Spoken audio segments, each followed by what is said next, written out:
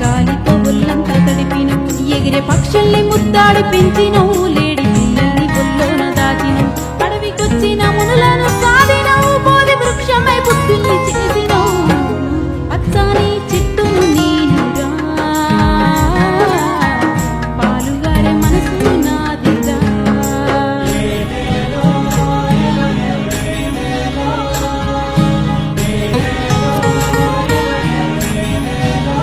కూర్చుంటే కుర్చీ పీటలం